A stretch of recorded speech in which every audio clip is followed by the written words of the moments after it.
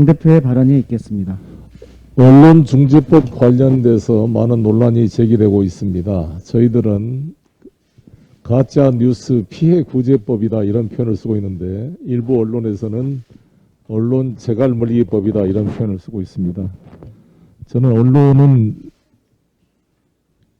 자신들의 이해관계가 되는 문제이기 때문에 여기 계신 기자님들 모두 다 쉽지는 않겠지만 객관적으로 보도를 해주셨으면 좋겠다는 생각이 듭니다. 저희 민주당의 목적은 다른 정치적 목적이 아니라 모든 주체는 자유에 따르는 책임이 필요합니다. 우리 헌법 전문에 명시되어 있습니다.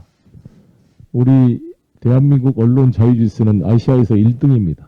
그러나 언론에 대한 신뢰도는 거의 꼴찌에 머물러 있습니다. 언론의 가짜 뉴스로 인한 피해에 대한 구제는 언론도 동의하고 야당도 동의하고 다 동의하는 것입니다. 이것을 가지고 우리가 지혜를 모아서 언론에 대한 피해를 구제하도록 제도를 개선해야 된다고 생각합니다. 언론의 자유는 5천만 국민 전체의 언론의 자유입니다. 거대한 자본을 가지고 있는 언론 주식회사만의 자유는 아닐 것입니다. 언론 사주로부터의 일선 기자들의 편집권과 어떤 기사에 대한 자유로운 작성에 대한 자유도 필요한 것입니다. 여러 가지를 같이 논의했으면 좋겠습니다. 두 가지 예만 들겠습니다. 한미 FTA를 추진할 때 많은 진보적 단체들이 우려를 표명했습니다. 한미 FTA는 제2의 의사보호조약이다라는 심한 말까지 한 분도 있었습니다. 투자자 국가 제소 조항, ISD 조항을 가지고 사법주권의 포기다라고 이야기한 분도 계시고 어떤 장관 출신 의원님은 단식까지 하고 그랬습니다. 그러나 한미 FTA를 체결하고 나니까 나중에 트럼프 정부에서 이 한미 FTA가 미국에 불리하게 됐다라고 재개정을 요구했을 때 우리는 오히려 재개정을 반대하고 이 한미 FTA를 지키려고 노력했던 것입니다. 이걸 보더라도 당시에 한미 FTA를 둘러싼 진보단체의 그 주장이 상당히 과장되고 상당히 좀 가상에 기초한 우려가 많았다는 것을 확인할 수가 있었습니다. 그 반대의 경우는 공수처법입니다. 공수처법을 통과하려고 그랬을 때 모든 국민들이 찬성한 법이었는데도 불구하고 야당은 공수처가 제2의 캐시터퍼다. 중세 암흑시대로 돌아가는 것이다. 문재인 정부의 하명 수사기관이 될 것이다 라는 우려를 표명했습니다.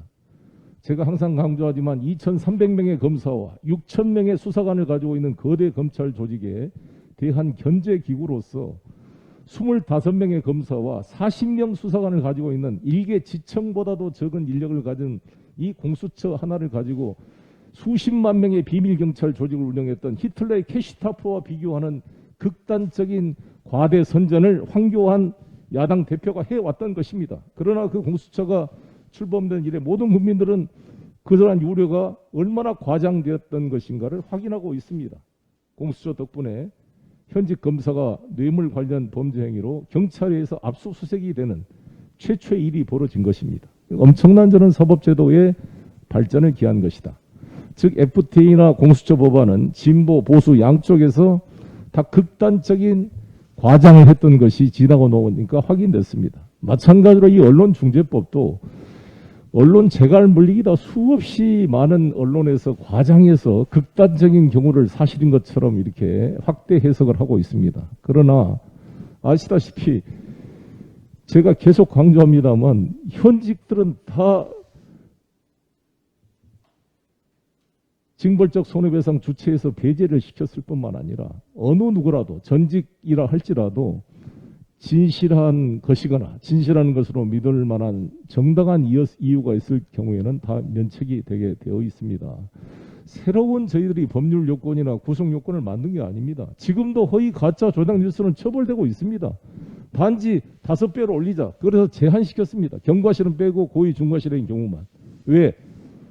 2년 동안 소송을 해가지고 겨우 얻었던 손해배상이 500만 원밖에 안 받는다는데 평균이 그거 변호사비 쓰고 나면 누가 그거 언론을 상대로 싸울 수가 있겠습니까? 최소한의 조치라는 점을 말씀드리고 저희 민주당은 절대 독선적으로 뭘 하지 않습니다. 충분히 의견 수렴을 하겠습니다. 오늘 의총도에서도 하고 민변도 만나고 언론단체도 계속 만나고 있습니다. 오늘 저녁에는 이준석 국민의힘 대표님과 최형두 의원님과 함께 저와 김성원 의원님이 MBC 100분 토론에 나가서 국민 여러분께 소상한 말씀을 드리겠다는 말씀을 드리겠습니다. 두 번째로 전술핵 도입에 대해서 말씀드리겠습니다. 또 일부 국민의힘 후보들께서 국민의힘 일부에서 항상 전술핵 도입을 주장하곤 합니다. 그에 대해서 몇 가지 지적하고 싶습니다. 첫 번째, 저희들은 북한을 핵 보유국으로 절대 인정할 수가 없습니다. 북핵을 기정사실화시킬 수가 없습니다. 비록 북이 지금 핵을 개발하고 있지만 그것을 공식적인 핵 보유국으로 인정할 수 없다는 것이 미국과 우리 대한민국 정부의 확고한 공식적인 입장입니다. 우리가 전술핵을 배치한다는 것은 북핵을 사실상 북핵을 핵 보유국으로 인정함과 동시에 북핵 포기를 강요할 명분이 약화될 것입니다. 두 번째, 전술핵이라는 것은 실용 가능한, 사용 가능한 핵을 전제하는 것입니다. 말 그대로 히로시마와 나가사키에 핵이 투여된 이래 다시는 핵을 인간한테 쓰면 안 됩니다. 이게 인류 사회의 공동된 합의라고 봅니다. 그런데 전술핵이라는 것은 전략핵의 폭발 강도를 약간 낮춰서 야포로도 쏠 수 있게 만들어 실제 사용 가능한 핵 전쟁을 염두에 둔 것이고 핵군비 경쟁을 초월할 수 있는 매우 위험한 일입니다. 이게 전술핵을 배치되면 북도 전술핵 개발에 박차를 가하게 되면 진짜 한반도가 핵 전쟁의 위험에 빠질 수 있는 것입니다. 세 번째, 국민의힘 후보들이 나토식 핵 공유를 주장하는데 나토도 최종 핵 사용 결정 권한은 미국에 있습니다. 핵 사용 결정권을 나토와 공유하는 게 아닙니다. 만약에 나토와 공유한다면 NPT 위반입니다. 핵 확산 금지 조약을 위반한 것이기 때문에 나토가 스스로 NPT 조항을 위반한 자기 모순이 되는 것입니다. 그래서 핵은 최종적으로 결정권은 미국에 있습니다. 우리 야당 후보님들한테 항상 저는 이렇게 반문하고 싶습니다. 재래식 무기에 대한 전시 작전권도 회수하지 말자고 하는 사람들이 핵을 갖다 놓으면 핵을 우리가 무슨 결정권을 가지고 있습니까? 재래식 무기에 대해서도 전시 작전권을 가져올 생각을 하지 않고 있는 야당 후보들이 우리가 결정할 수도 없는 전술 핵을 한반도에 갖다 놓고 우리의 의견을 듣는다고 하지만 최종 결정권은 미국에 있은 이 핵무기를 갖다 놓는 것이 과연 맞는 것인가? 자주국방을 거의 포기하자는 것이 아닌가? 라는 생각이 듭니다. 네 번째, 한미 동맹에 따른 핵 우산 정책, 핵 확장력으로도 충분한 대응이 가능합니다. 전략 폭격기, 탄도미사일, 공격형 원자력 잠수함 등 삼축 체제로서의 한미 안보 공약이 굳건한데 지금 야당 후보들이 주장한 것은 결국 한미 방위 조약을 부정하는 것인지에 대한 자기 반문이 필요할 것입니다. 다섯 번째는 미국이 동의할 수 없는 이 정책인데 미국과의 갈등을 감수하고 NPT를 탈퇴해서라도 이렇게 하자는 것인지 반문이 필요할 것입니다. 그리고 이는 필연적으로 일본의 핵 무장을 촉발할 가능성이 있는데 이에 대한 고민도 하시면서 이 대화를 했으면 좋겠습니다. 올해는 국민의힘의 전신인 민자당의 노태우 대통령이 김정일 위원장과 합의했던 한반도 비핵 공동화 선언 30주년이 되는 해입니다. 1991년 노태우 정부는 한반도 비핵화에 대한 큰 디딤돌을 놓았습니다.